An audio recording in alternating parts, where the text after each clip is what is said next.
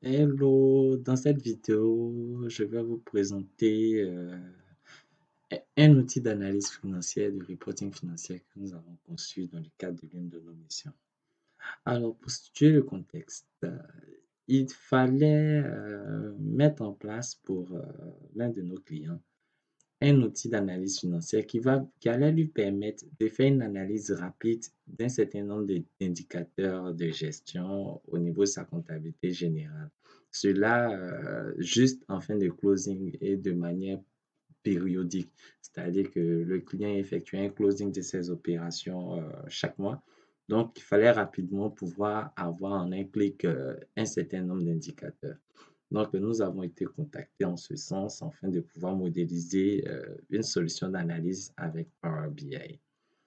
Donc, c'est le contexte. Maintenant, il faut savoir que pour la mise en place de cette analyse, nous sommes partis vraiment, je dirais, du détail, à savoir les écritures comptables.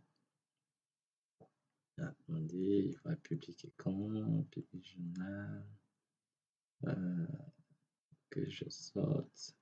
Journal, voilà, Moveline. OK. Donc, nous sommes partis carrément des écritures comptables de manière, l'idée étant d'avoir vraiment les informations à la source. En outre, l'outil va se connecter directement au système de gestion qui est en somme une solution ERP open source qui tourne sur une base de données de type PostgreSQL. Mais bon, c'est tout à fait possible de le faire avec Excel ou n'importe quelle source de données parce que Power BI permet de gérer, je rappelle, à peu près un peu plus d'une quarantaine de sources de données, dont la liste ne fait que grandir. Alors, pour revenir sur notre outil d'analyse, donc, dans la pratique, en fin de période, en fin du mois, après le closing, avec juste une actualisation, les données sont rafraîchies à partir de l'ensemble des écritures qui sont enregistrées. Les différents indicateurs récupérés sont, je veux dire, on est parti sur l'excédent brut d'exploitation, le chiffre d'affaires périodique et le résultat net de la période. Voilà. OK. Donc, derrière ça, on a des graphes de variation, donc la variation de l'excédent brut d'exploitation, l'EBE en pourcentage du capital, la variation du chiffre d'affaires, un résumé rapide du compte de résultat et puis la variation du résultat net calculé en fonction des écritures comptables. Ensuite, on a côté opération, on a l'analyse des fournisseurs, de la trésorerie des clients. Ainsi, on voit l'évolution des comptes clients, l'évolution du fonds de roulement et l'évolution des fournisseurs d'exploitation. On peut aussi le délai moyen de désencaissement client, fournisseur et le besoin en fonds de roulement global. En outre, puisque nous travaillons avec les écritures comptables, on a sorti la balance. C'est là, on a une balance annuelle. Bon, là, on peut carrément réduire, choisir la période comptable, par exemple. On peut choisir la période comptable, mais c'est une balance multi-exercice. On peut aussi filtrer par journal ou par année, ça c'est par année calendaire. Donc, dans nos écritures, au niveau de la balance, on a les opérations, mais on a aussi la possibilité d'avoir accès au grand livre de chaque compte directement dans la balance. Donc, ainsi, on a pu regrouper l'ensemble des opérations. Voilà, par exemple, ici, voilà, les opérations. Voilà, pour le mois de décembre, on a les opérations et on a la liste de toutes les opérations qui étaient enregistrées. On a le libellé en fait. Un autre exemple, voilà, on a le libellé des opérations au niveau de la classe 2.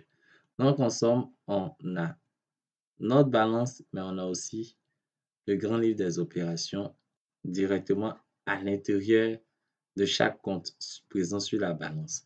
Et cela au niveau multi-annuel. Enfin, on a le bilan, suivant le même principe.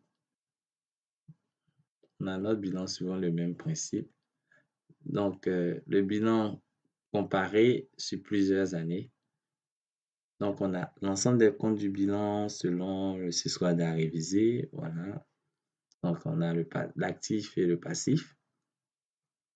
On a le compte de résultat, voilà, synchronisé. On peut l'avoir pour plusieurs années si on le souhaite. Voilà. On a le compte de résultats, on a la possibilité avec plusieurs années de pouvoir faire un comparatif de l'évolution de ce compte de résultats. Et à la fin, on a un récapitulatif large des différents ratios utilisés au sein de l'analyse.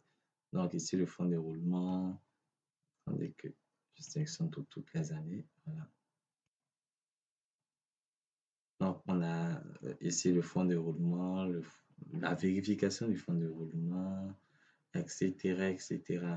Donc, on a vraiment utilisé Power BI pour faire le tour je dirais, le tour de l'analyse financière.